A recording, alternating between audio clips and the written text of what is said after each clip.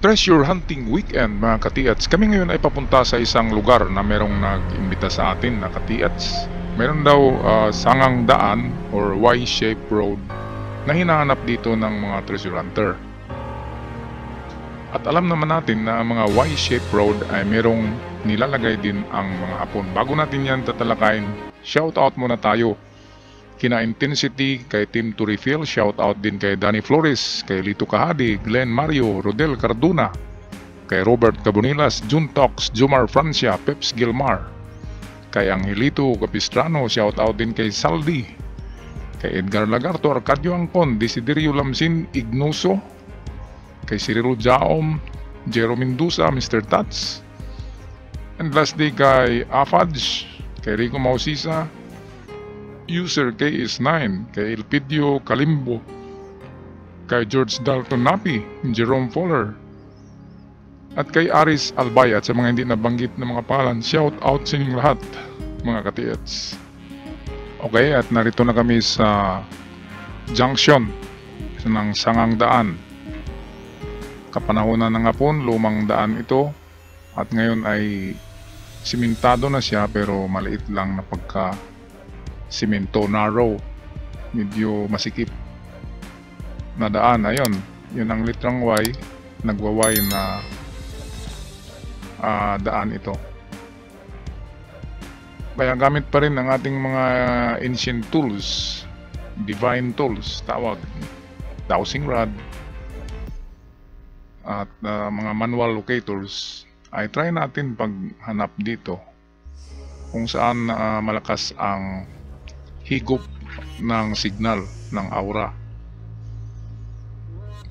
Okay, ganyan naman talaga sa treasure hunting.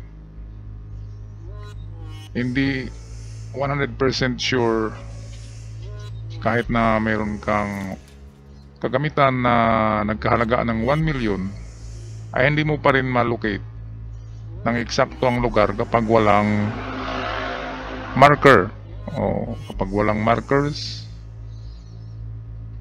na legit na nagalagay dyan. Example, century old tree or bato na malaki na may marka. Yan ang mahirap kapag history lamang ang pinagbasihan natin. Kaya meron talagang apat yan na pagbabasihan. Una, of course, history. Pangalawa, yung kanyang signs and marker. Pangatlo ay ang mga dependable na kagamitan sa treasure hunting.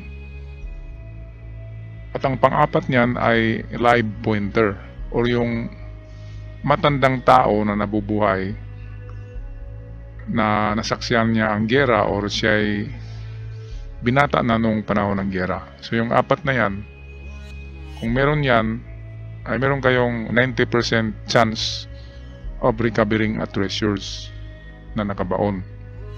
Okay, pero pag history lamang katulad nito, history lang ang hawak namin, ay nasa ano lang tayo niyan, mga 10% or 15% na makarecover kapag wala talagang marker.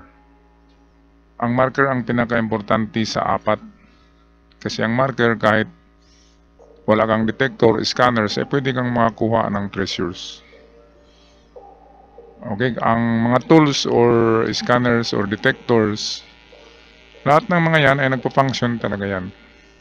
Nagde-detect talaga yan kahit walang ginto, kahit walang treasures, maghahanap talaga yan ng detection.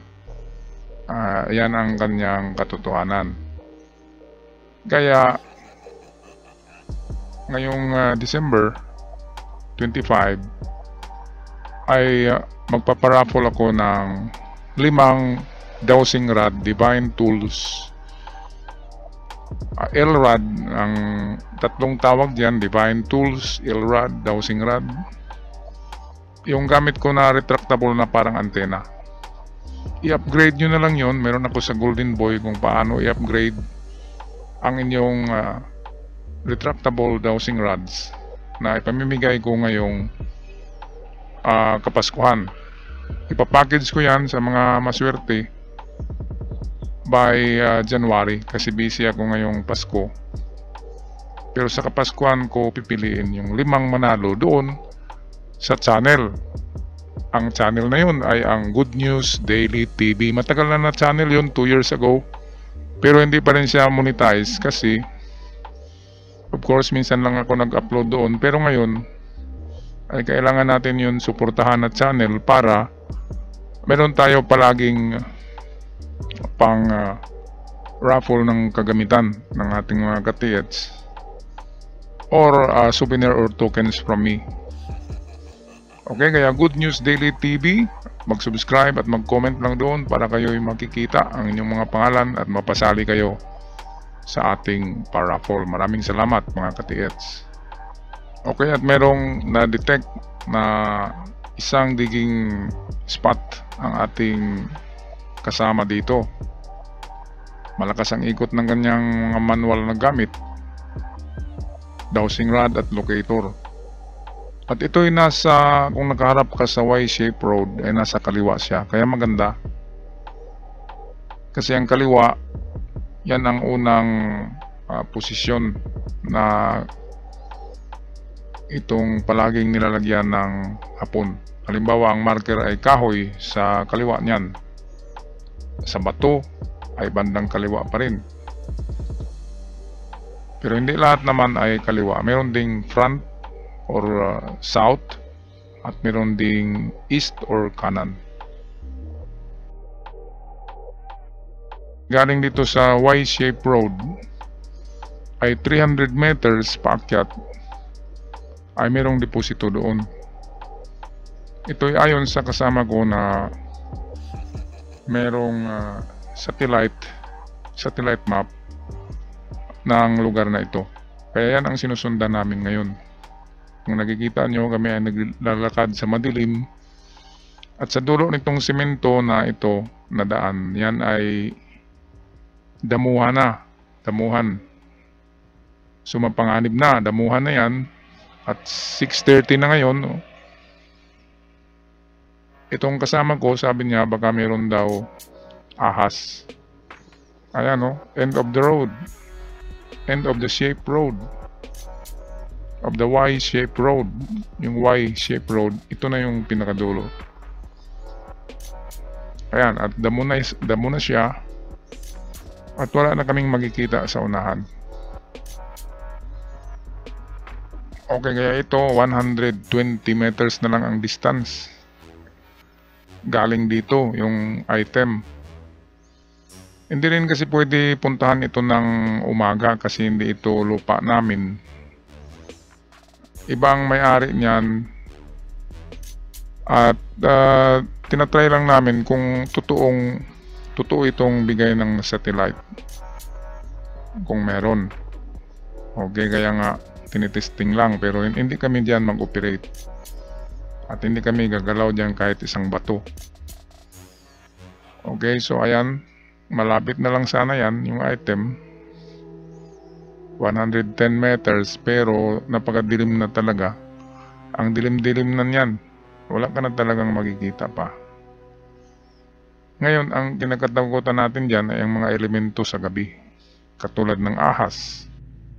Hindi lang yan, kung naniwala ka ng superstitious, mga kapre, diwindi, engkanto, lahat ng yan ay nakakatakot, di ba? Pero hindi lang yan ang meron dyan. Ito, meron kaming napansin dyan na kumakaluskos sa gilid namin. Okay, ano kaya yan? 3 naman kami dito, kaya hindi ka medyo matakot. Pero kung nag-isa ka lang dito, mamamatay ka sa takot dito. Kasi ang maririnig mo lang ay tunog ng kulisap, mga insekto na tumutunog. Okay, so nakapag-decide kami na babalik na lang. Ito, try pa rin namin ang locator kung tuturo ba yan doon sa unahan. Okay, so doon pa rin na direksyon. Kaya nga lang paakyat na siya at madilim at medyo maputik na. At hindi natin makikita ang daan. Kaya itong kumakaluskus dito sa gilid, ayan no. Sino bang hindi mamamatay niyan sa takot kung yan ang masalubong mo sa gabi? Yun yata ay tinatalian na kalabaw. Pero nakakatakot, biglang lumitaw lang at napakalapit na. Okay, so hanggang sa muli mga ka-TX, kami magpapaalam na good luck at advance Merry Christmas sa lahat. Paalam at ingat kayong lahat.